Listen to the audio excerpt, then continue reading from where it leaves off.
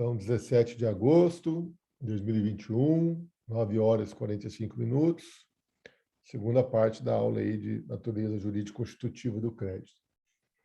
Pessoal, vocês me desculpem a aula passada, né? Eu acho que eu não falei muita coisa nova para vocês. Eu bati na mesma tecla e repeti várias vezes, né? Mas é para fixar o conceito em vocês. E assim, eu queria que vocês, depois dessa aula, tentassem ler de novo o livro do professor Paulo, talvez fique mais fácil, sabe? Mas, enfim, o que eu quero falar com vocês agora, tá? E eu, inclusive, eu fiz 3 slides hoje de manhã, quando eu acordei, que é esse aqui, ó. Esse aqui já estava aqui já, mas deixa eu ver se ele está animado. No conceito, rapidinho. Pois não. Pois não, Maria. Hello? Maria? Maria Carolina? É. Pois não. O senhor poderia voltar ali no conceito, por favor, só para eu dar um print? Ah, aí eu mando aqui. Aqui, você está falando? Então, essa aqui, Sara, é a minha conclusão, entendeu? Ó, para o direito, a obrigação tributária nasce com a incidência da norma no momento da ocorrência do evento. Então, o direito trabalha com essa premissa de que a obrigação tributária nasce no momento da ocorrência do fato gerador. Porém, quando nós observamos o direito, né, nós observamos que se trata de uma ficção, que essa verdade, digamos assim, que o direito trabalha, aquilo que é uma verdade, na verdade é uma ficção, que só se aperfeiçoa com a aplicação do direito, percebe? Então, o ordenamento jurídico trabalha com essa premissa. Ah, você é dono de uma casa, você oferiu renda, você prestou serviço, você deve o tributo. Mas, quando eu olho para o direito, eu observo que só isso não basta. Eu preciso de mais. Eu preciso do quê? Eu preciso que o direito seja aplicado mediante sujeito competente por procedimento previsto. Tudo bem? Eu queria chamar a atenção para vocês agora para esse slide aqui, ó. Olha que legal esse slide aqui, ó. Presta bastante atenção. Ó, eu tenho a Constituição Federal, eu tenho a lei que institui o tributo, ok? Então, a Constituição Federal que prevê o tributo, que outorga a competência tributária. Aí vem a pessoa política que tem competência, institui a lei que cria o tributo em abstrato, ok? Aí ocorre o evento, ou o fato gerador, como queiram aí, e aí vem uma terceira pessoa, aplica o direito, produz o fato de direito tributário e prescreve a obrigação. Tudo bem para vocês? Se vocês olharem esses 4 quadrinhos aqui, vocês conseguem se localizar? Beleza, Mariana? Então, olha só. Constituição, que dá fundamento de validade à lei, ocorre o fato gerador, e a lei vai dar fundamento de validade ao crédito aqui, que é a aplicação do direito. Bem, vamos pegar o exemplo do IPTU, tá? Que é o exemplo mais clássico. Então, a Constituição Federal outorga competência tributária para os municípios instituir o IPTU. Vêm os municípios, fazendo uso dessa competência tributária, criam uma lei que diz que todo proprietário de imóvel urbano tem que pagar 1% de IPTU, né? Todo proprietário de imóvel urbano, no primeiro dia do ano, tem que pagar 1% a título de IPTU. Aí vem a pessoa, é dona do imóvel, no primeiro dia do ano, né? E aí vem a prefeitura e produz o carnê de IPTU, dizendo que aquela pessoa é dona daquele imóvel, que está avaliado em tanto, e prescreve a respectiva obrigação. Tudo bem para vocês? O que eu falei para vocês? Que nessa lei que institui o IPTU, eu tenho que construir a regra matriz, não tem?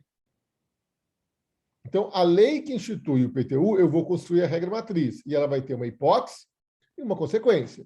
A hipótese tem os 3 critérios: material, espacial e temporal. Eu tenho que ser proprietário do imóvel urbano, no município Taubaté, no primeiro dia do ano. E a consequência, eu vou ter a prescrição da relação jurídica tributária. Então, sujeito passivo, critério pessoal e critério quantitativo. O critério pessoal, eu vou identificar quem é o sujeito passivo e o sujeito ativo da obrigação, ou seja, quem tem o dever de pagar, quem tem o direito de receber. O proprietário do imóvel tem o direito de pagar, tem o dever de pagar.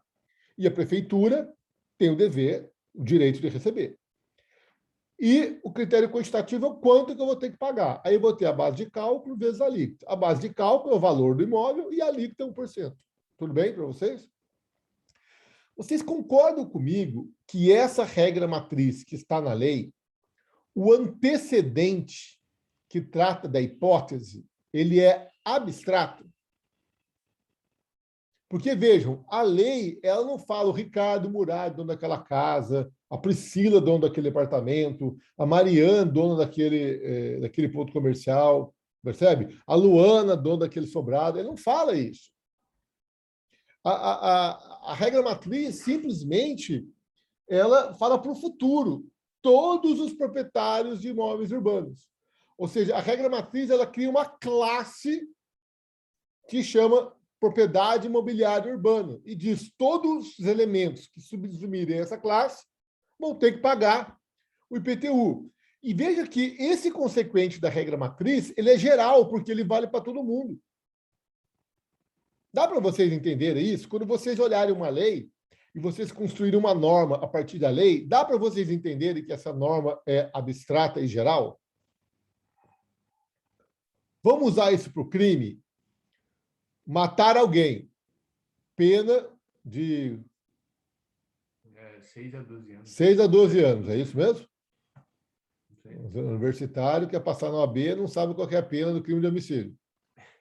Ah, vai precisar saber isso? 6 a 12, né? Hã? 6 a 12? 6 a 20 anos. 6 a 20. Homicídio simples. É. Então, olha só. Vocês percebem que lá no Código Penal, quando o Código Penal cria o crime de homicídio simples, ele também cria uma norma abstrata e geral, porque é matar alguém. Veja bem, eu não tenho fato ainda, não aconteceu, eu tenho ainda uma classe de matar alguém, tirar a vida de outra pessoa. Pena, detenção ou reclusão? Reclusão. Reclusão de 6 a 20 anos, tudo bem? Entenderam isso, gente? Alguma dúvida aqui?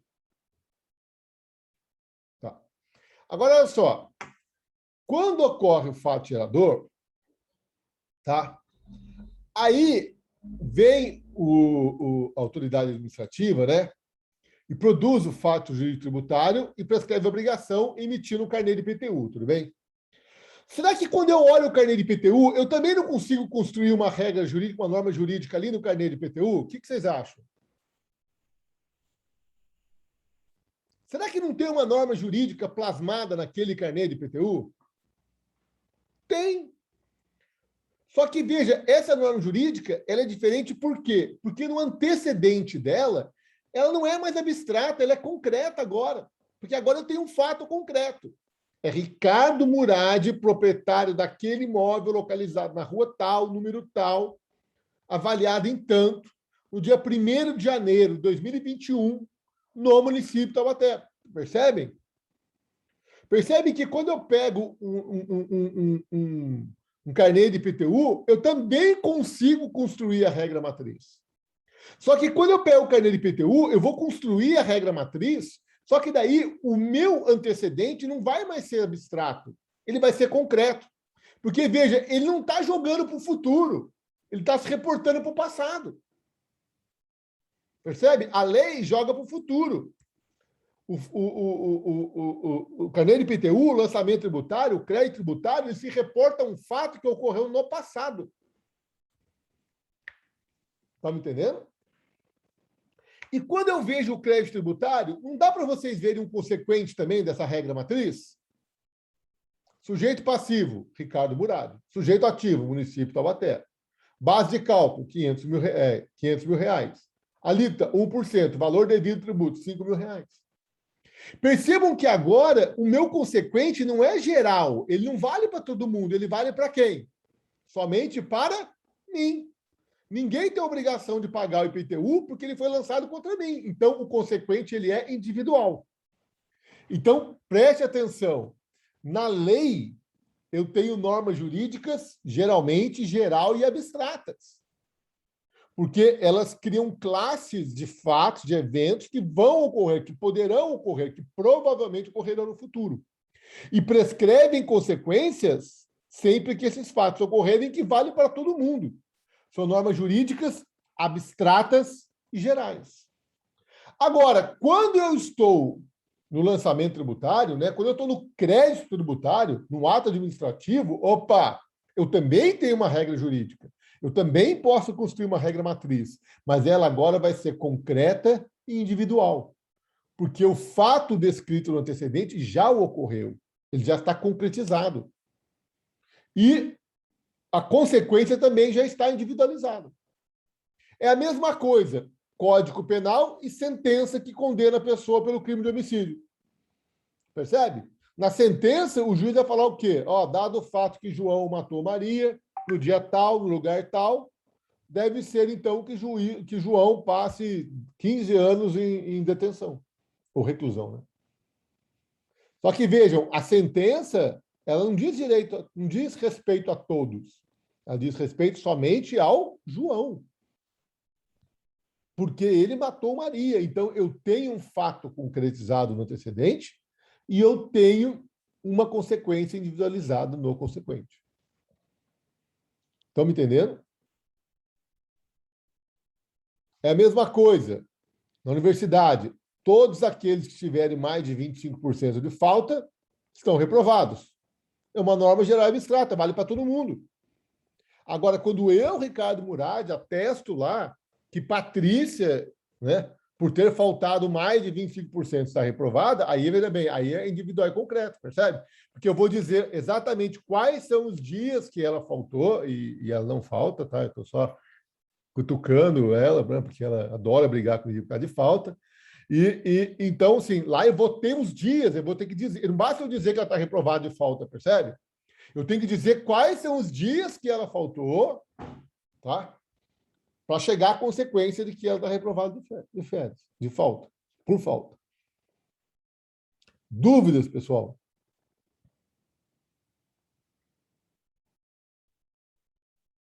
Professor, Pois não, professor.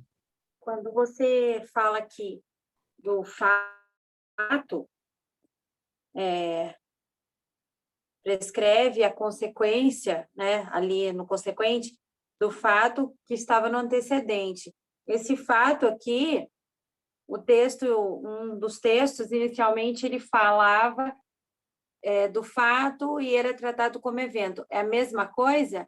É. Quando eu ler, vamos supor, você vai aplicar uma prova, você vai falar de fato, você vai falar de evento, eu vou entender que são as mesmas coisas, né?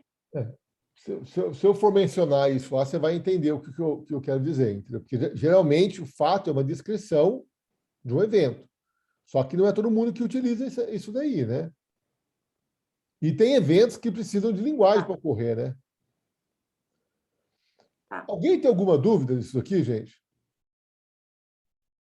Então, sabe como é que chama isso que eu estou apresentando para vocês agora?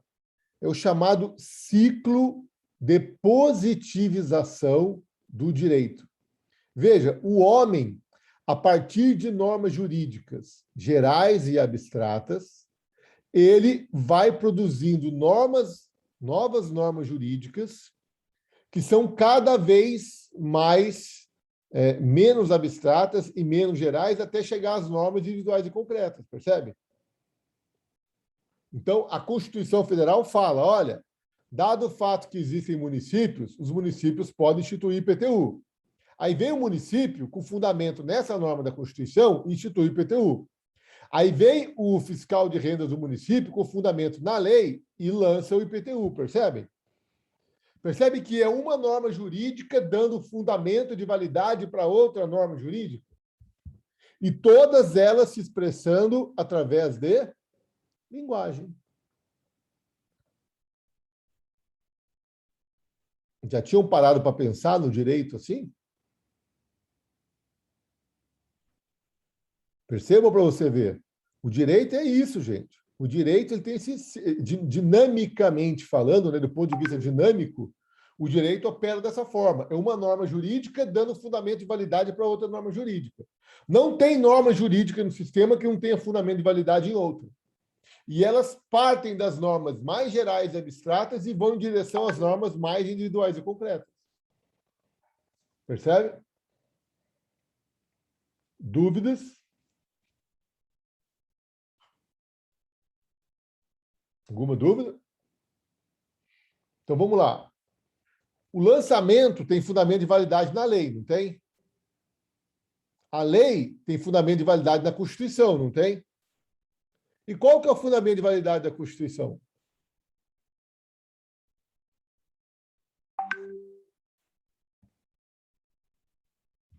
Percebe? Porque a Constituição Federal, ela inaugura o ordenamento jurídico, não é isso? Vocês não aprenderam isso? Que a Constituição Federal inaugura o ordenamento jurídico? Se uma norma jurídica tem fundamento e validade na outra, qual é a norma jurídica que fundamenta a validade da Constituição? E aí que Hans Kelsen vai dizer do quê? Da norma jurídica hipotética, daquela... ele fala de uma norma jurídica, uma norma que é política, que é a norma que dá fundamento à Constituição, que ela é anterior ao ordenamento jurídico. Quem for estudar Hans Kelsen vai ver que o Hans Kelsen ele fala de uma norma hipotética, tá? Política, que é anterior à Constituição. Tudo bem para vocês? Dúvidas? Bom.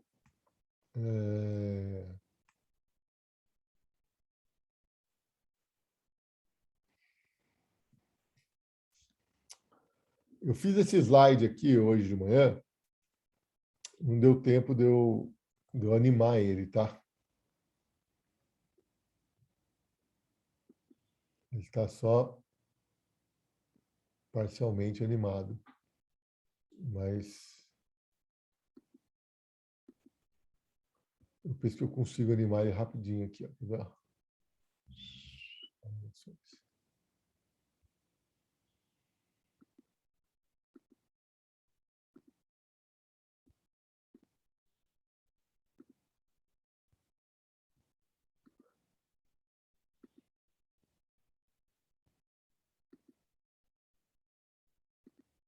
Ah, não vai dar, não. Aqui, ó. Bom, dá uma olhada na tela aí, gente. Eu esqueci de animar. A morte é um evento, concorda? Concorda comigo? E a morte é um evento que não precisa de linguagem para ocorrer, né? A pessoa morre porque ela morreu. Eu preciso de linguagem para enunciar que uma pessoa morreu, e eu preciso de linguagem para perceber que uma pessoa morreu e tal. Mas a morte é um evento, é um acontecimento. Qual é a consequência jurídica imediatamente à morte, gente?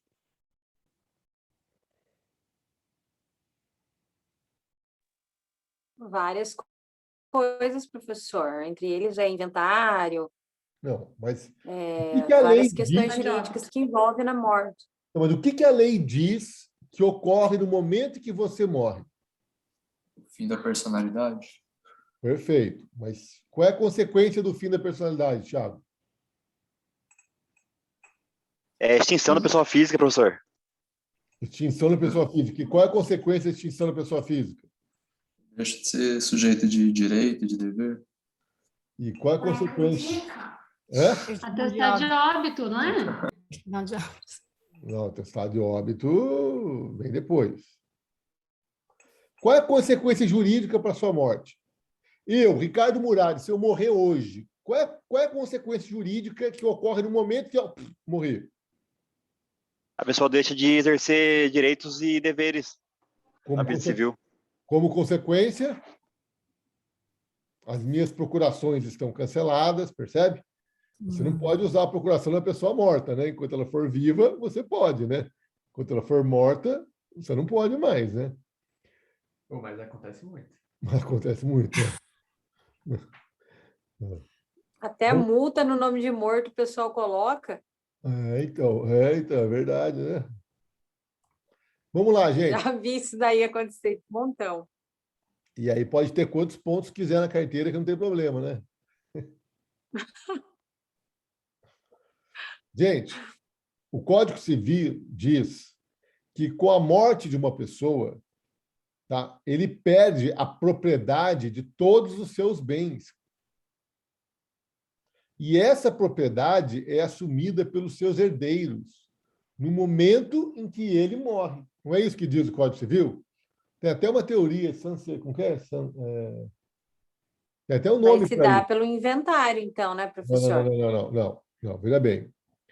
A lei, o Código Civil, ele diz que na Perde-se hora a propriedade dos bens. O Código Civil diz que no momento em que você morre, tá? Olha lá, ó.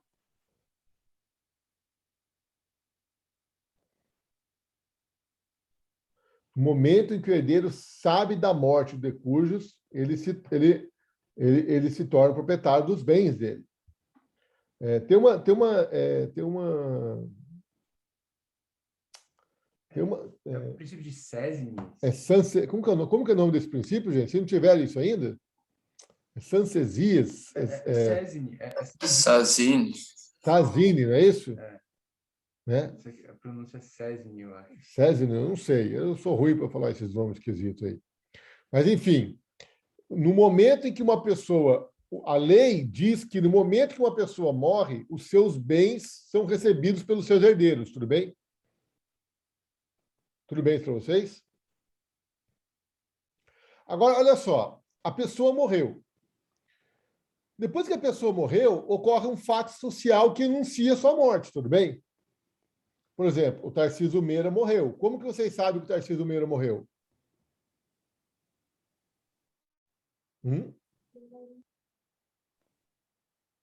Como que vocês sabem que o Tarcísio Meira morreu, gente? Foi divulgado pela mídia. Noticiaram. Fazia umas perguntas difíceis, professor. Eu soube pelo jornal. Vai ser difícil responder isso? Porque noticiaram. Eu soube pelo Como UOL. a gente soube? Pelo jornal. Eu soube pelo jornal.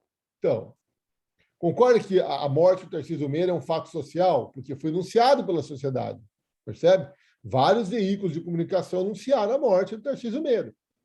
Agora, o documento jurídico que atesta a sua morte é a certidão de óbito.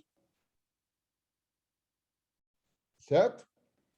Aliás, é interessante que teve uma vez que teve uma pessoa famosa embarcou no helicóptero e o helicóptero se perdeu.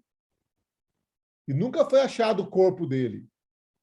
Anunciaram a morte daquela pessoa. Foi um político, ele morreu lá perto de Paraty, no helicóptero. Aquela ponta ali, né? Virando ali da Praia da Fazenda, Pissinguaba ali é muito perigoso, né? Ali tem um cachadaço ali, ali é perigoso. Enfim, o helicóptero onde esse político famoso estava se perdeu ali. E aí todo mundo falou que o cara morreu. Só que os herdeiros dele não tinham certidão de óbito, porque não foi achado o corpo. Sem corpo não tem certidão de óbito, percebe? E aí ele entrou com uma ação para que o Poder Judiciário reconhecesse que o cara estava morto. E ele perdeu a ação, porque ele não reuniu lá os quesitos que você precisa para que uma pessoa desaparecida seja dada como morte, percebe? Percebe como é a linguagem do direito? Então, olha só, uma coisa é o evento morte, uma coisa é o fato da pessoa ter morrido. Outra coisa são os fatos sociais que anunciam a morte de uma pessoa. Agora, outra coisa é o documento jurídico que atesta para o mundo do direito, para o mundo da linguagem do direito que a pessoa morreu, percebe? Percebe como são coisas diferentes? Tá? E aqui, ó, na lei, ela diz que quando uma pessoa morre, os seus herdeiros recebem o seu bem. Só que essa lei joga para o futuro. Agora, veja bem, será que eu já sou dono daquele imóvel que pertencia ao meu pai só por ele ter morrido? Na verdade, vai ter que ter todo um processo de inventário. E no final do processo de inventário, na sentença do inventário, o juiz vai dizer que eu me tornei dono daquela casa pela morte do meu pai. Percebe? Então, o direito ele sempre vai precisar da sua linguagem competente para fazer que a norma jurídica geral abstrata acabe se concretizando. Entenderam isso, gente? Veja, o ordenamento jurídico, ele diz, para o ordenamento jurídico, você já é dono desde a hora que ele morre. Só que, na verdade, quando eu observo o ordenamento jurídico, eu observo que eu só me torno dono, na verdade, na hora que termina o inventário e a sentença diz que aquele bem ficou para mim. Tá ok? Reforçando a tese da ficção. Agora, vamos aplicar ao direito tributário, para vocês verem como é que funciona o direito tributário, tá ok? Então, presta atenção agora. Ó.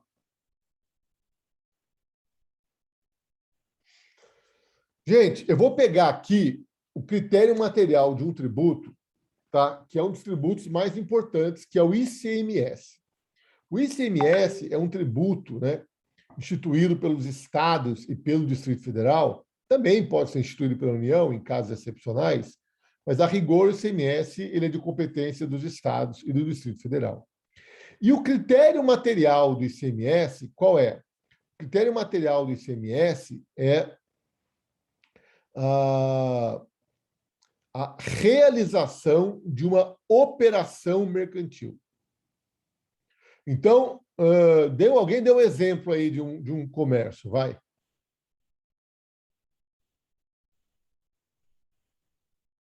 Vamos lá, gente. Dá um exemplo aí para mim, aí. Cadê a Sara? Dá um exemplo aí, Sara. Minha internet está instável, professor. Desliguei a câmera. É comércio de roupa, né? Que a gente gosta, né? Uma blusinha. Beleza, a blusinha. Então, olha só. Quando você vai numa loja e você compra uma blusa numa loja, você concorda comigo que aquela loja está realizando uma operação mercantil? Por que aquela loja está realizando uma operação mercantil? Porque a loja, ela não comprou a blusa para usar. A loja não comprou a blusa para enfeitar. A loja comprou a blusa para revender, percebe? Então, isso que é operação mercantil. Quando eu compro um carro para o meu uso. Aí depois eu vendo o carro, não é operação mercantil. Porque, veja, eu estou vendendo o carro porque eu estou comprando um mais novo. Agora, se eu comprar o carro com a finalidade de revender ele por um valor mais caro que eu comprei, aí vocês concordam comigo que eu estou realizando operação mercantil? Percebem isso? Então, quando eu falo em operação mercantil, eu estou falando daquelas operações que os comerciantes fazem, usando mercadorias, que são produtos que os comerciantes usam, compram, não para usar, mas para revender e obter lucro. Isso que é mercadoria, entendeu? Mercadoria é tudo aquilo que o comerciante compra para revender e obter lucro. Eu comprei esse celular aqui para usar. Aí agora eu quero vender ele, né? Eu acabei de comprar o celular hoje aqui do universitário, né? Olha a situação do celular do universitário. Não sei se dá para vocês verem aqui. O universitário sentou em cima do celular dele. O celular dele ficou arcado aqui, né? Ó, né? Tá vendo aqui? Ó, tava vendo. Ele tá meio, né?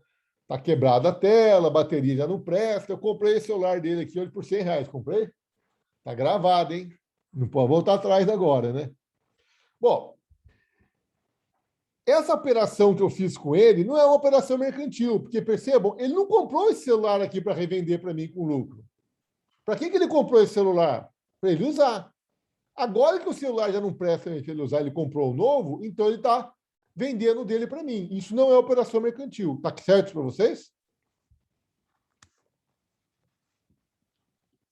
O cara vai lá no Paraguai, né, compra os negócios do Paraguai para uso dele, não é operação mercantil, mas se ele vai no Paraguai e compra as bugigangas do Paraguai para vender aqui com lucro, aí é operação mercantil. Tudo bem? Bom, então olha só. A Sara está andando pela cidade, entra numa loja, vê uma blusa bonita e compra essa blusa. A loja realizou a operação mercantil, então a loja vai ter que pagar ICMS, tudo bem? Porque realizar a operação mercantil é critério material do ICMS. Então, olha só, o evento linguístico é a operação mercantil. Porque sem linguagem não tem como você comprar a blusa, concorda, Sara? Como é que você compra uma blusa sem linguagem? Você tem que perguntar quanto que custa, você tem que passar o cartão, tem, né, ou dar o dinheiro, tem linguagem envolvida.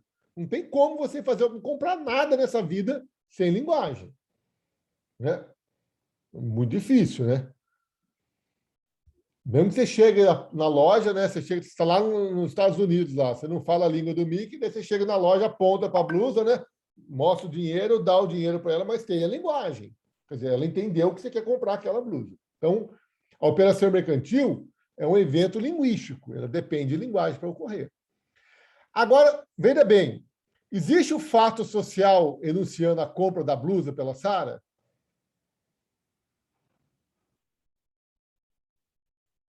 Não tem? Você tem certeza que não tem? A Sara não vai mandar um WhatsApp para a Patrícia e falar: ei, amiga, olha que blusa linda que eu comprei hoje. Não vai fazer isso? Ou chegar em casa, o marido perguntar, né, que sacola é essa? Exatamente. Daí é o fato social do casal. Mas percebe? Aí a Sara sai da loja, né? Ou dentro da loja mesmo, ela bate uma fotinha da blusa assim, né? E fala: amiga, olha a blusa que eu comprei, que linda. Quer dizer, isso é um fato social, beleza? Ela está anunciando que ela comprou a blusa. Então, olha só, ocorreu o evento linguístico, a Sara comprou a blusa, e teve um fato social. Ela pode ter postado no Instagram, né? Ela pode ter postado no Facebook. Ah, estou tão feliz com a blusa nova que eu comprei. Fato social, percebe? Agora, preste atenção. Tá? No momento em que a loja vende a blusa para a Sara, a loja está obrigada a emitir uma nota fiscal eletrônica. Porque essa nota fiscal eletrônica é um documento jurídico produzido pela loja atestando que a loja vendeu aquela blusa para a Sara. A partir do momento em que a loja produz esse documento, tem como a loja dizer que ela não vendeu a blusa para a Sara? Não tem como. Percebe? Se a Sara comprar a blusa e a loja não emitir o documento fiscal, esse documento jurídico, a nota fiscal eletrônica, aí pode ser que a loja fala: não,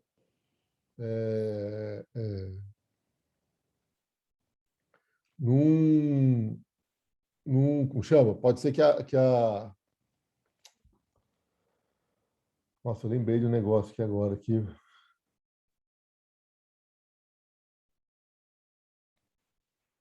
Aqui, ó, você disse que telepatia não existe, né?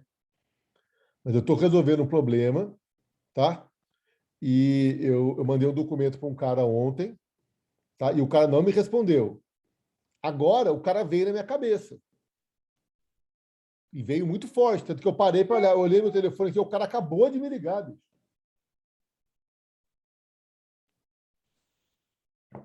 Pensamento voa, hein? Bom, então presta atenção. Voltando aqui à nossa aula, né? Nossa, parece que eu fui longe mesmo agora. Então, gente, ó, olha aqui para a tela, ó, presta atenção.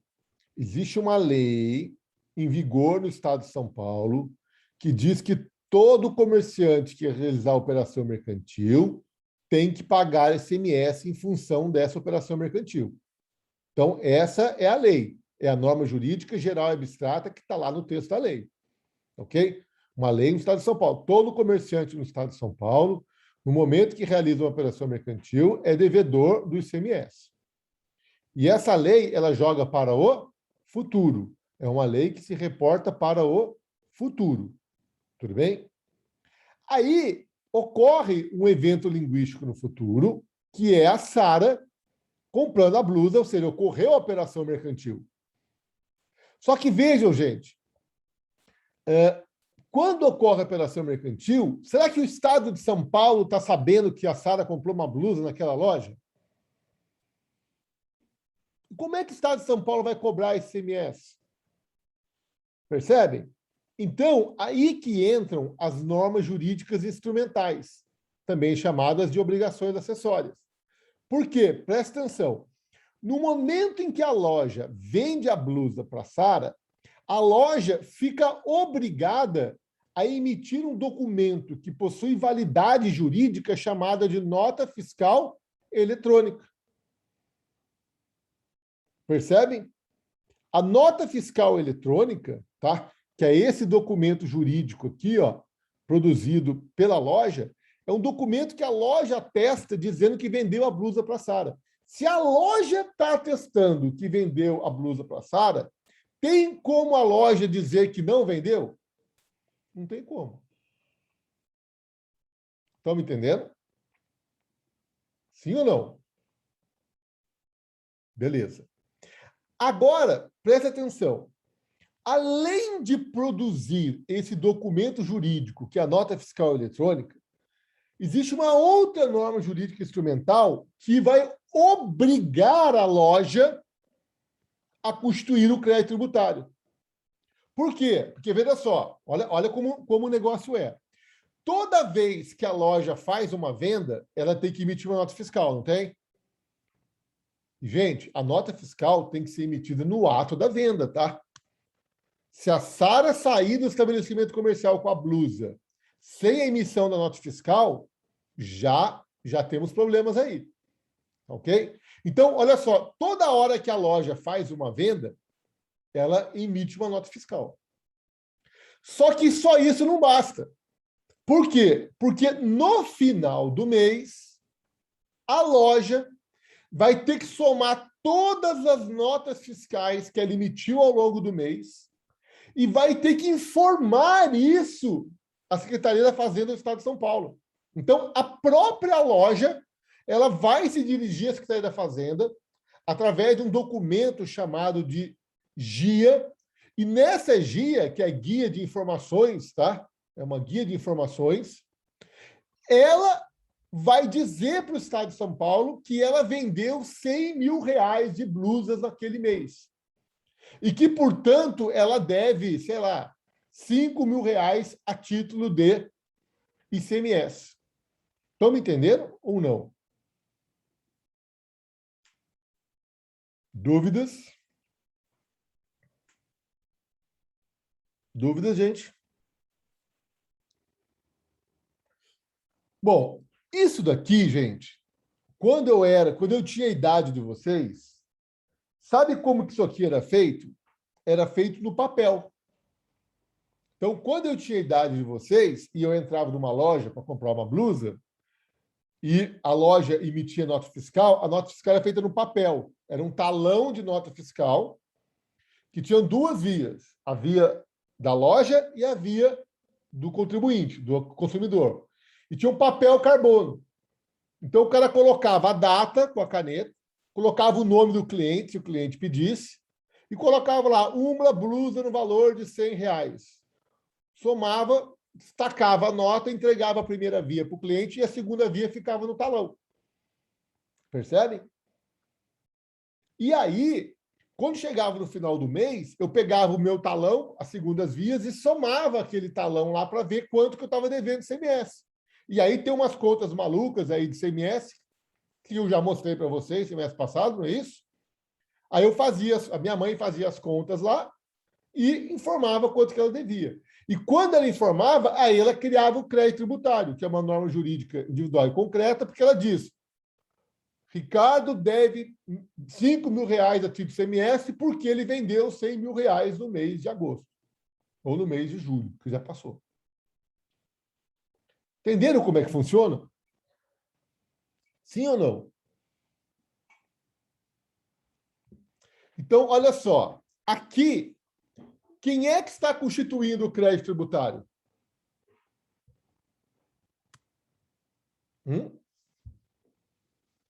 Quem é que está constituindo o crédito tributário? É o próprio contribuinte, percebe? O que a Fazenda está fazendo, gente? A Fazenda não está fazendo nada. O fiscal está sentado na mesa dele lá. E aí ele recebe a informação: olha só, o Murad vendeu bem em julho, hein? Vendeu 100 pau. Pô, legal, as vendas dele foram muito boas. Acho que foi por causa do inverno, friou, né? Vendeu bastante blusa. Olha, ele está dizendo aqui para mim que ele deve 5 mil de ICMS. Eu vou aguardar o pagamento. Daí eu faço o pagamento lá, acaba, o Murad é um bom contribuinte, ó. Pagou os 5 mil que ele devia. Percebe que o fiscal não está fazendo nada, eu estou fazendo tudo? Imposto de renda, mesma coisa. Eu comprei uma casa por 100 e vendi por 150. tive ganho de capital de 50 mil. Então, o evento é a venda da casa. Só que aqui eu não tenho que emitir nenhum documento. Aqui eu tenho que ir direto fazer o quê para a Receita Federal? Baixar o ganho de capital e informar a Receita Federal que eu vendi a casa por 150, que eu comprei por 100, calcular o tributo e efetuar o pagamento. Estão entendendo? Prestador de serviço, mesma coisa. Tá? Tem o estacionamento, presta serviço. Então, beleza. Ocorre, você paga lá R$10 de estacionamento, ele emite nota fiscal. No final do mês, ele soma todas as notas fiscais dele, constitui o crédito lá e paga para a prefeitura. A prefeitura não faz nada, fica só esperando. Percebe? Bom, agora, vamos supor que a Sara, acho que a Sara caiu, né?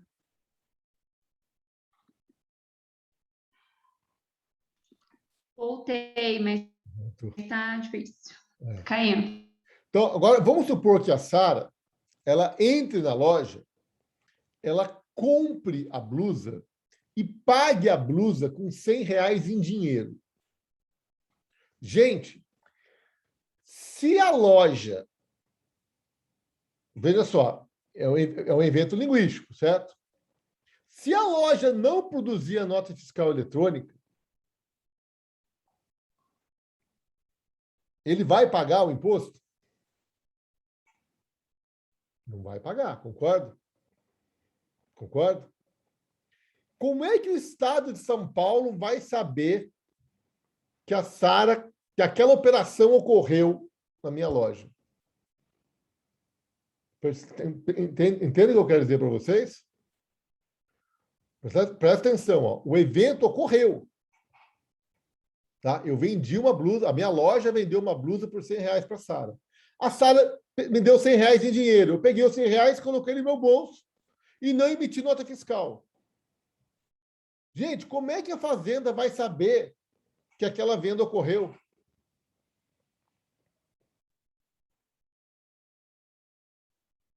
Percebe que é difícil?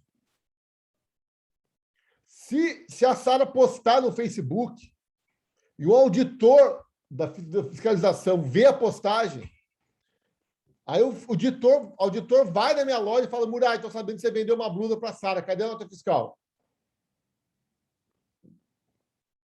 Eu falo: não, mas eu não vendi, não. Mas a Sara postou, ela postou aí, mas eu não vendi. Ela veio aqui, ela brincou com a Patrícia, foi só uma brincadeira que elas fizeram. A blusa está aqui, ó, não vendi.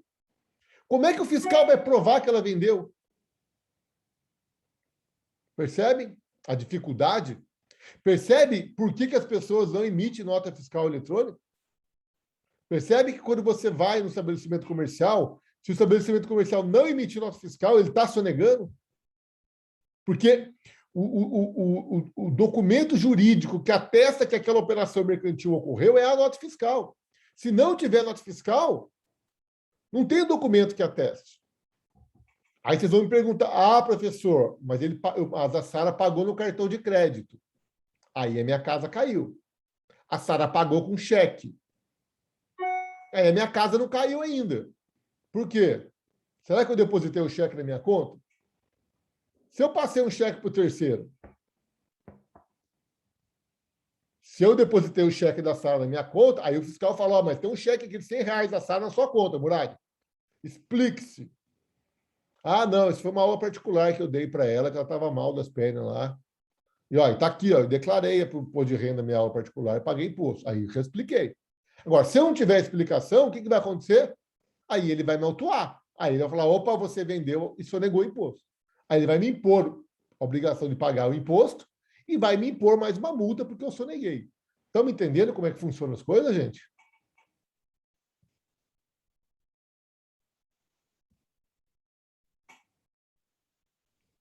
Dúvidas?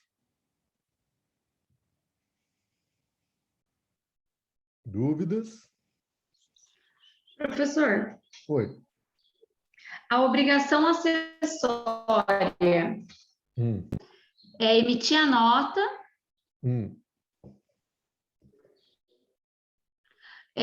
declarar, emitir e declarar. É que no caso agora é eletrônico, você está falando de eletrônico, né? Mas vamos imaginar a notinha no papel. Então, eu tenho a obrigação de emitir a nota. E a nota, e eu digo mais, hein? E a nota tem a obrigação de E de refletir depois emitir a... depois da GIA. Primeiro eu emito a nota. Cada vez que eu vendo, eu emito a nota. Por que eu emito a nota cada vez que eu vendo? Para deixar registrado que a operação ocorreu. No final do mês, eu fecho, somo tudo que eu vendi e informo. Entendeu? Então, ambas são obrigações acessórias. Ambas. Tanto a emissão da nota, quanto emitir a GIA e posteriormente efetuar o pagamento é o... Então, emitir a GIA é uma obrigação acessória, mas é uma obrigação acessória que você acaba constituindo o crédito, percebe? Aí, quando você emite a GIA, quando você envia a GIA, né? Porque hoje é tudo eletrônico, quando você envia a GIA, você passa a dever, aí cai no sistema da Secretaria da Fazenda, que está devendo aquele tributo que você mesmo informou na GIA, percebe? Entendeu? Entendi.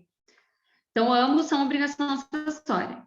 Ambos são obrigações acessórias. A principal é a obrigação de pagar os 5 mil. Digamos assim. Ok. Agora, e se eu emitir uma nota fiscal no valor de R$50 e a Sara me pagar 100?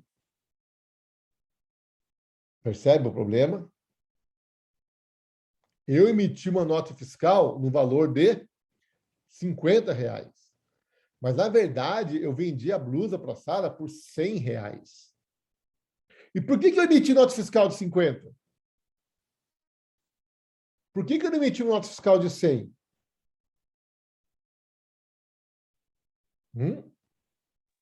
Por quê? Porque eu não quero pagar o total do que eu devo. Porque eu quero reduzir a base de cálculo, né? Porque se eu emitir uma fiscal de 100, eu vou ter que informar um 100 na GIA. Se eu emitir uma fiscal de 50, eu vou informar 50, concorda?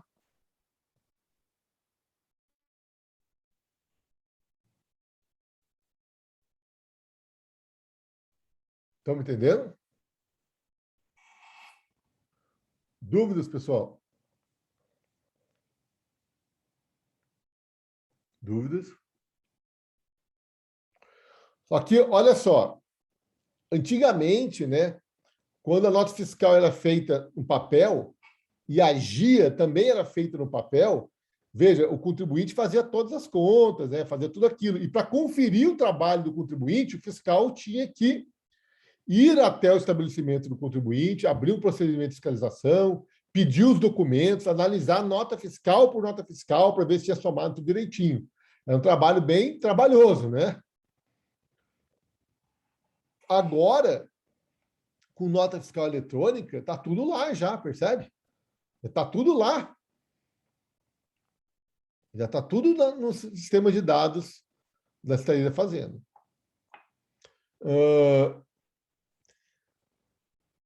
Gente, presta atenção. Tinha um comerciante que ele vendia mercadoria e não emitia nota fiscal. Só que ele vendia com cartão de crédito.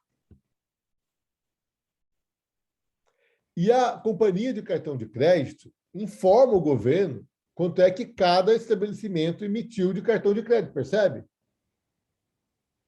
Então, vamos imaginar que um dia o comerciante emitiu R$1.000 em notas fiscais. Só que ele passou R$3.000 no cartão de crédito. O que acontece com esse cara? Percebe que ele está com o rabo de fora?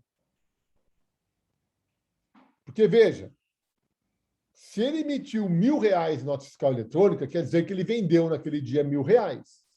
Mas se naquele mesmo dia ele passou vendas de R$3.000 no cartão de crédito, percebe? Se a Secretaria da Fazenda olhar os dois dados, vai chegar para ele e falar, meu amigo, como é que você vendeu só R$1.000 se você passou R$3.000 no cartão de crédito? Ele tem que se explicar. Se ele não tiver explicação, a casa dele vai cair. Aí a autoridade administrativa vai lavrar um auto de infração e vai falar o seguinte: olha, o João falou que ganhou. João falou que vendeu R$1.000 naquele dia, mas na verdade ele vendeu R$3.000. Ele sonegou 2.000. E aí a fiscalização vai lavrar um auto de infração e vai impor para ele pagamento de ICMS referente àqueles R$2.000 de venda que ele não declarou. E ainda vai punir ele por ter feito aquilo, ainda vai enviar uma representação fiscal para o Ministério Público para apurar, para ver se não tem crime de sonegação fiscal. Porque, né, se ele passou a nota fiscal, porque ele emitiu, se ele passou o cartão, por que ele emitiu a nota? Porque ele está querendo sonegar. Entenderam? Dúvidas?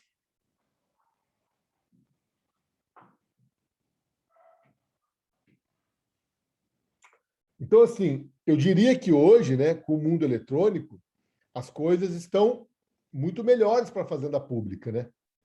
Porque antigamente era tudo papel, então a fiscalização levava tempo, imagina, né?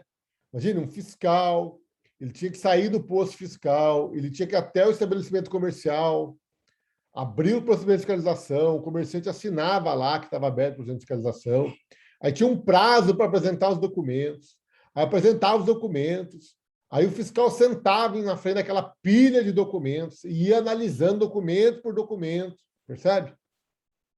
Hoje está muito mais fácil, porque hoje é tudo eletrônico.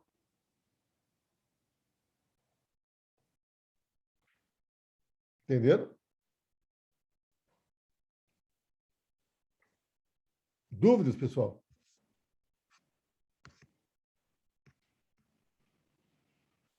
Nenhuma dúvida? Tá. Então, eu vou falar só mais uma coisinha aqui para a gente.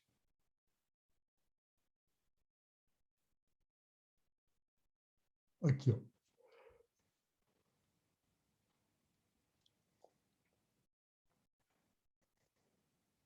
Presta atenção no que eu vou falar para vocês agora, tá? Olha só. Vem a lei, cria a regra matriz. Ok? Então, paire uma hipótese. Ocorre o fato gerador. Ocorrendo o fato gerador, alguém tem que aplicar o direito, tem que produzir o fato de tributário, prescrever a obrigação e produzir o documento chamado de crédito tributário. Tudo bem? Esse documento, que é o crédito tributário, ele pode ser produzido, ele pode ser produzido pela autoridade administrativa, mediante um ato administrativo chamado lançamento tributário. Tudo bem isso aqui para vocês? Então, vamos lá. No caso do IPTU, quem é que produz o crédito tributário?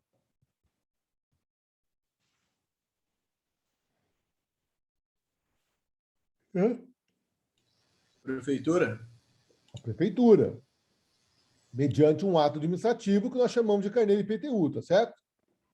Então, quando a gente recebe o chamado carnê de IPTU, né? No carnê de IPTU vem aquela notificação de lançamento de IPTU. Pode olhar lá que tem o nome, notificação de lançamento de IPTU. O lançamento de IPTU é um ato administrativo feito pela autoridade administrativa que foi lá e constituiu o crédito. Tá ok? Agora, preste atenção, amigo. Na grande maioria dos casos, aqui no Brasil, sabe quem tem a obrigação de constituir o crédito? É o próprio contribuinte, conforme eu acabei de explicar para vocês. Na grande maioria das vezes, aqui no Brasil, quando você dá causa ao fato gerador, é você mesmo que tem a obrigação de constituir o crédito, mediante atos próprios, ou também chamado de autolançamento. Eu não posso dizer que o contribuinte lança, porque eu estou qualificando o lançamento como ato administrativo. Se eu estou qualificando o lançamento como ato administrativo, então eu não posso dizer que eu posso lançar, porque eu não sou de administração pública. Eu não participo da administração pública, percebe? Enquanto contribuinte. Tudo bem? Então, veja, nós vamos dizer que, na grande maioria das vezes, quem tem a obrigação de constituir o crédito tributário é o próprio sujeito passivo, através de atos próprios ou através de autolançamento. Tudo bem isso para vocês? Me dê exemplos aí de tributos para mim, fazendo um favor. Vai falando os tributos que apareceram na cabeça de vocês. Fala um aí. ISS. ISS. Quem é que tem a obrigação de constituir o crédito tributário do ISS, Sara? Contribuinte. O próprio contribuinte. O próprio contribuinte tem a obrigação de emitir nota fiscal toda vez que presta um serviço e, no final do mês, verificar quanto que ele emitiu de nota fiscal no mês passado e ir lá na prefeitura informar isso daí. Outro exemplo.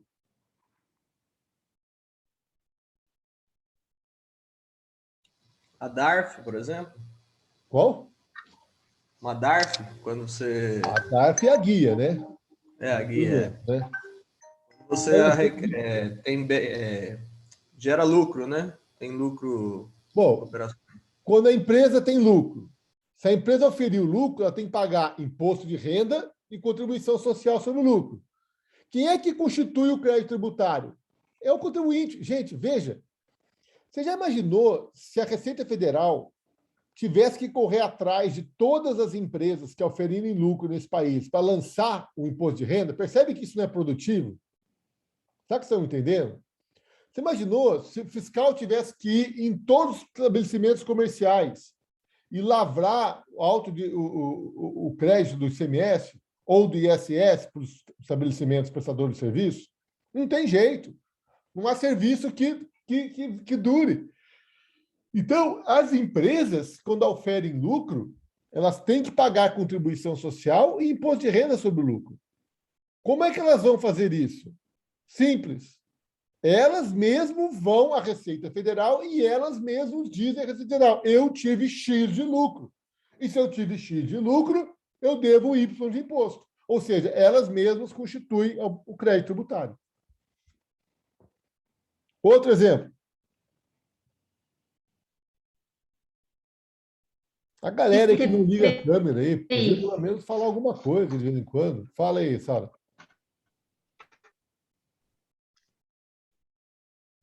Professor, a minha internet está travando demais. Eu acho que é um vídeo, não sei o que está acontecendo.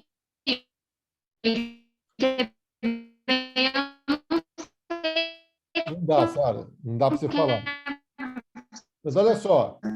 Eu tenho 49 pessoas na sala de aula. Eu não posso ficar falando com a Sara, com a Priscila, né? Alguém aí que esteja com a câmera fechada se manifeste, pelo amor de Deus. Pelo menos vou saber que vocês estão ouvindo o que eu estou falando.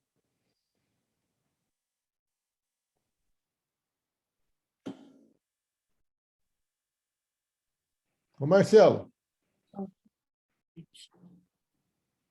Pois não, professor. Fala um exemplo de tributo para mim, brother. Imposto sobre o ganho de capital. Ganho de capital. Quando você vende uma casa por um valor superior a que você comprou, o que você tem que fazer?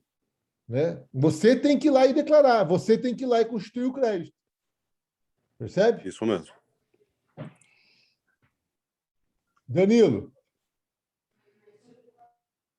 Oi, professor. Fala um exemplo de tributo para mim, brother. IPTU.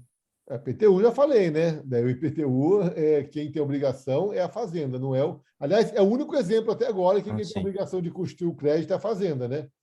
Todos os demais, quem constitui o crédito é o próprio contribuinte. Professor, o IPVA não seria também o Estado? Então, eu não sei quem está falando. Quem está falando? A Beatriz. Beatriz, o IPVA, para todos os estados, é lançamento de ofício. Tá? O IPVA, para todos os estados, é o poder público que constitui o crédito. Para o estado de São Paulo, não. Tanto é que você não recebe guia de IPVA, recebe? Não, não recebe.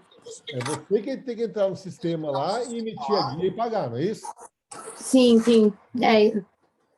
Aqui para o PVA, para o Estado de Taxa São de Paulo. contribuição de melhoria, professor? Então, contribuição de melhoria. Contribuição de melhoria não é taxa, tá? A contribuição de melhoria é uma espécie diferente da taxa. Então, você pode entender que a contribuição de melhoria, talvez a Fazenda Pública tivesse que constituir o crédito, né? Agora, nada impede da lei vir e falar que você tem que avaliar o seu imóvel antes e depois da obra e você verificar quanto é que valorizou o seu imóvel e você pagar, percebe? Vai depender da lei. A lei é que determina isso. Tá? Agora, eu quero fazer uma outra pergunta para você. O que acontece se eu constituir o crédito tributário de forma equivocada? Seja porque eu errei, ou seja porque eu estou sonegando, percebe? O que acontece se a autoridade fazendária não concordar com o crédito que eu constituí? Vocês entendem o que eu estou falando?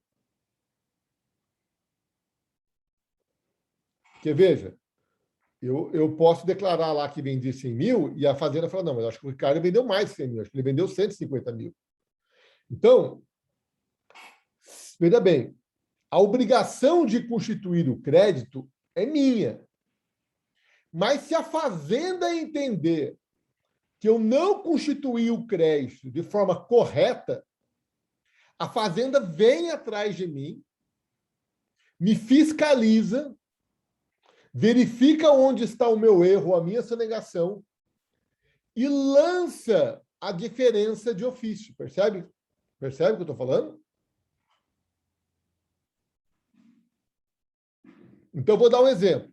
Isso pode ser para mais. Ela pode lançar um valor para mais, por exemplo, né, professor? Porque já que ela está fazendo ali dentro de uma perspectiva que você não lançou, então ela não tem um valor exato. Então, nesse caso, o contribuinte pode sair em prejuízo, né? Para menos não vai ser, concorda? Por sonegar, né, de fato. Para menos não vai ser, né? Concorda? Com certeza não. Para menos não vai ser, né? Então, vamos imaginar. Eu compro uma casa por 100 mil reais. Aí eu vendo essa casa por 200 mil reais. Ganhei 100, devo 15% de ganho de capital. 15 mil reais. Só que na hora de passar a escritura, eu passo a escritura por 150. Se eu passei a escritura por 150, eu vou declarar que eu vendi por 150. E aí o meu lucro cai para 50, ou seja, eu vou pagar 7,5. Percebem? Então, olha só, eu vendi a casa por 200, mas eu lavrei a escritura de 150 e eu paguei o ganho de capital em cima de 150, ou seja, em cima de um lucro de 50, e não do lucro de 100 que eu tive. Aí, a Receita Federal olha e fala, nossa, mas o Murad, aquele turco, vendeu esse terreno dele por 150 mil, nossa, mas ele vendeu muito barato. Aquele turco lá não costuma vender barato as coisas dele. Vendeu por 150 pau aquele terreno vale 200 pau no mínimo.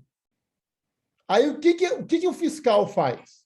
Ele abre um procedimento de fiscalização, aí ele vem e fala, Murad, você vendeu o terreno por 150, né, tal, não sei o quê.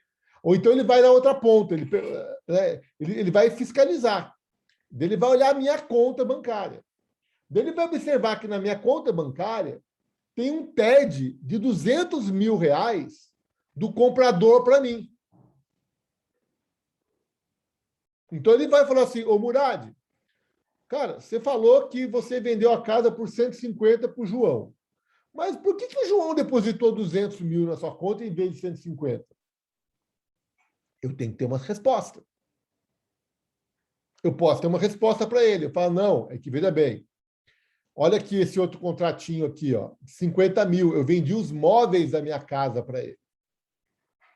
Ó, saída, né? Tem que pensar, né? Advogado tem que pensar, né? Não, Receita Federal, veja bem. Eu vendi a minha casa por 150 para ele. Mas os móveis da minha casa, que eu comprei por 100 mil, eu vendi por 50 pau para ele. Por isso que ele depositou 200 mil para mim. Porque é 150 da casa e 50 pau dos móveis. Mas os móveis, como eu comprei por 100 e estou vendendo por 50, eu perdi dinheiro, eu não ganhei. Então, eu não devo imposto de renda. E eu paguei 150 de imposto de renda da casa. Respondi ou não respondi? Ah, pensei rápido, hein? Agora, se eu não tiver uma resposta, né? Se eu não tiver como responder isso para a Receita Federal, o que a Receita Federal vai fazer? Vai falar, opa, você sonegou. Você vendeu a casa por 200 e passou por 150. Aí a Receita Federal vai lançar esses 50 mil de diferença, vai me obrigar a pagar mais 7.500, vai me multar porque eu não fiz isso, e vai enviar uma representação fiscal para o Ministério Público, para o Ministério Público apure para ver se não há crime de sonegação fiscal que eu tenho cometido. Entenderam? Dúvidas? Professora, é o que acontece na retificação do imposto de renda? Não, retificação de imposto de renda seria o seguinte, você vendeu a casa por 200 mil, tá certo? E vamos supor que você errou lá e você declarou que você vendeu a casa por 20 mil. Você esqueceu de colocar um zero. Aí depois que você faz a declaração, você fala, putz, errei, cara, nossa, que burro que eu sou. Eu declarei que vendi a casa por 20 mil, mas eu vendi por 200 mil, esqueci de colocar um zero lá. Aí você retifica, dizendo que, na verdade, você vendeu a casa por 200 e não por 20 mil. Isso que é retificação de imposto de renda, entendeu, Patrícia? O que eu estou falando não é de retificação, não. Eu estou falando da Fazenda vir e glosar a sua declaração de imposto de renda. Ela vem e fala, nossa, depois, essa declaração aqui tá errada. E ela vai lá e lança a diferença em cima do que você fez, entendeu? Você está justificando que você não sonegou nada. Não. Quando eu faço a retificadora, aí eu estou dizendo que eu errei e que eu vou pagar o tributo referente ao meu erro, entendeu? Sim. Sabe? A retificadora, Priscila, eu errei. Eu assumo que eu errei e eu corrijo o meu erro. E eu pago a diferença se houver. Agora, aqui eu estou falando de uma outra coisa. Eu não retifiquei, eu não falei nada, para mim está tudo certo. É a Fazenda que não acredita em mim. É que a Fazenda que olha para mim e fala, opa, esse cara está sonegando.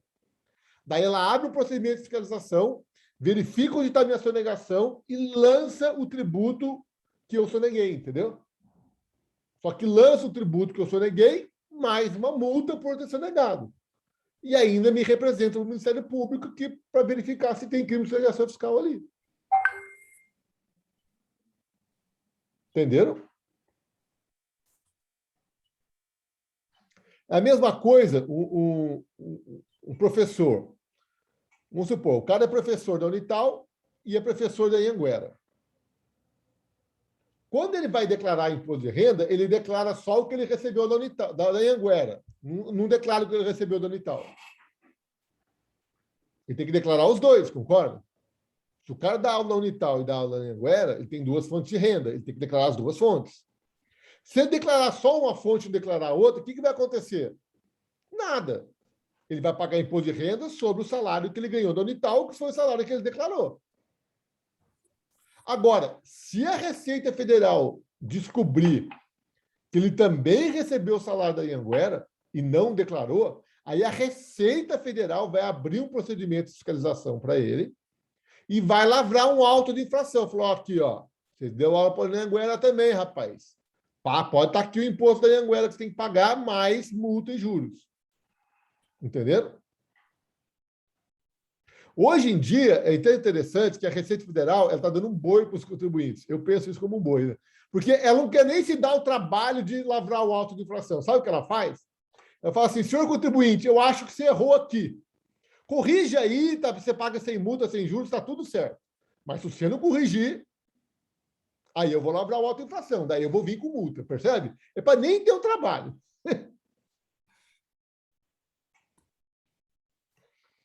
Tem um cliente meu que mandou aqui para mim exatamente isso agora. Ó. Ele mandou aqui, ó. É claro que eu não posso mostrar para vocês, né? Ele está aqui, ó. Olha, recebeu aqui, ó. Ministério da Economia, Secretaria da Receita Federal do Brasil. Olha lá. Aviso para regularização de obra. Prezado senhor, regularize junto à Receita Federal a obra. Cadastro número tal. Esse aviso concede um prazo para regularizar a obra, as contribuições sociais relativas aos trabalhadores que executará a obra de sua responsabilidade, evitando uma multa de até 225% sobre o valor devido. Entra lá no MECAC e regulariza esse débito aqui, ó. O que que a Receita está falando para o meu contribuinte aqui, ó? Eu achei que tem uma obra que você fez, você não recolheu contribuição social sobre essa obra. Então, eu estou notificando você, eu estou avisando você, né? Para você ir lá e regularizar. Se você for lá e regularizar, beleza, tá pago, morreu. Agora, se você não for lá e regularizar, eu vou lavrar uma auto-infração de 225% sobre a sua obra. Entenderam? Boazinha, né? Hã? Boazinha, né? Eu Tô acho só que te avisando. eu acho que está sendo super boazinha. Uhum. Eu acho até, vou dizer a verdade, aí tem um problema, né? Porque assim, o cara já deveria ter regularizado, né? Se ele não regularizou e agora vem uma carta dessa, o que vai acontecer? Se outro cliente chegar na minha casa e falar assim, ó, ou você regulariza agora, ou você espera chegar a cartinha. A hora que chega a cartinha, você vai lá e paga, entendeu? É sem multa, sem juros. Tem que ter uma penalidade, certo? 225% também não, né? Aí você quer arrancar o couro do bandido, né? Pô, aí não dá também, entendeu? As coisas têm que ter equilíbrio na vida, né? Mas, pô, se ele tinha a obrigação de recolher a contribuição lá atrás sobre a obra e não recolheu, ele também não pode ficar impune, porque senão daí ninguém mais faz, ô Patrícia. É que nem eu falei para vocês, semana passada eu parcelei o IPTU lá que eu estava devendo. Eu parcelei em 120 meses. Por quê? Porque eu sei que vai vir um refis aí no final do ano, na prefeitura, e ela vai tirar multas e juros. Por que eu vou pagar agora com multas e juros? Não é verdade? Todo mundo pensa assim, né, professor? Todo mundo, exatamente, mas por quê? Porque você tem que dançar conforme a música, né? Eu gosto de pagar em dia, mas sei lá, por uma questão que eu não paguei, eu esqueci, pandemia, tal, todo mundo virado a girar, eu não paguei. Pô, eu fui pagar, pô, multa, juros, estava 30% de multa de juros. Pô, eu não paguei, tá aberto. Aí agora vai entrar o refis, eu vou entrar no refis, percebe? Porque o refis tira toda a multa e juros.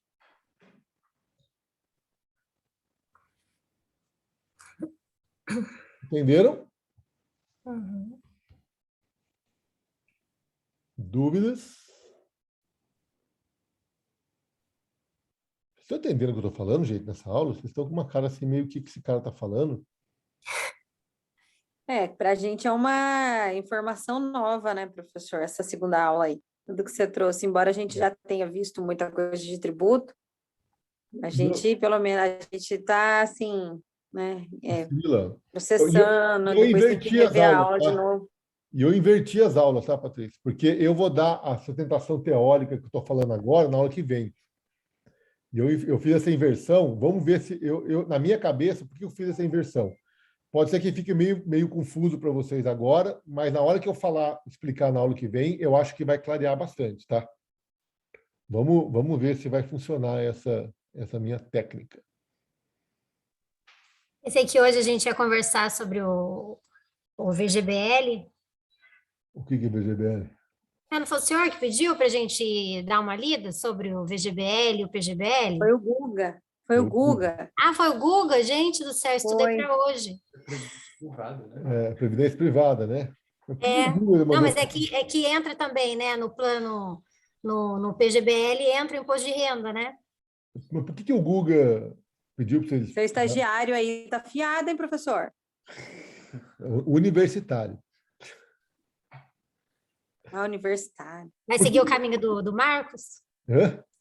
Ele vai seguir o caminho do Marcos? Ah, não sei. Vai ser professor também? Eu pretendo ser professor. Aí, tá vendo?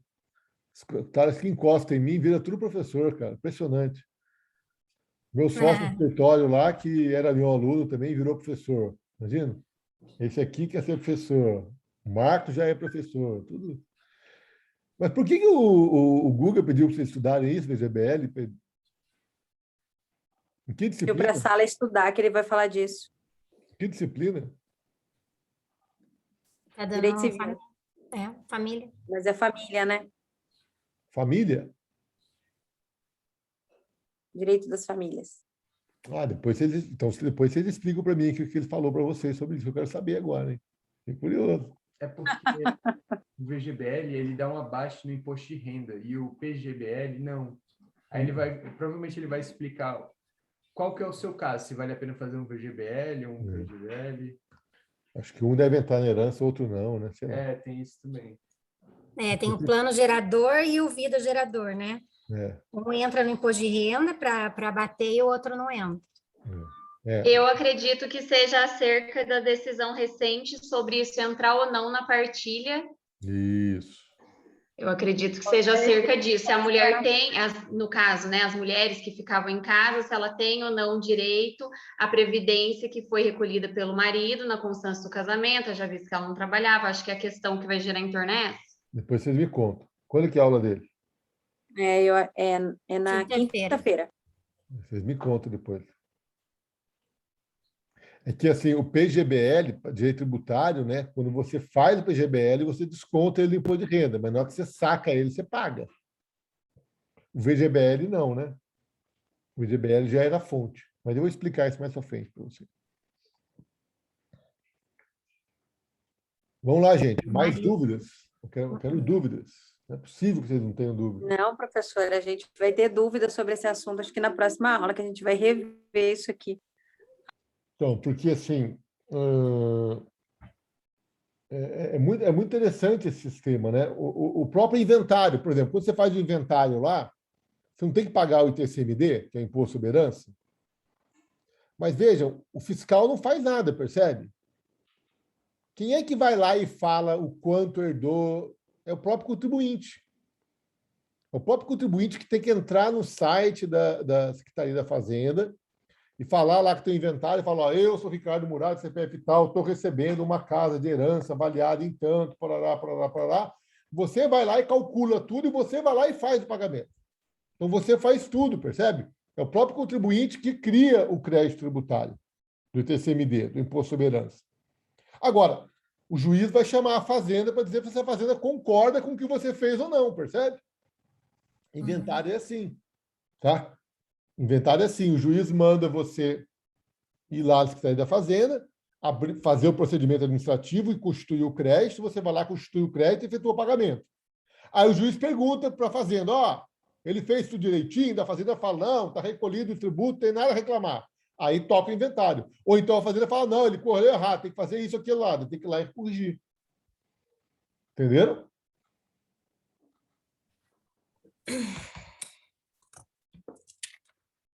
Entenderam, pessoal? Sim ou não? Beleza? Alguma dúvida? Foi muito maçante a aula? Não, professora. É só uma aula que a gente ficou mais... Eu, pelo menos, fiquei quieta, porque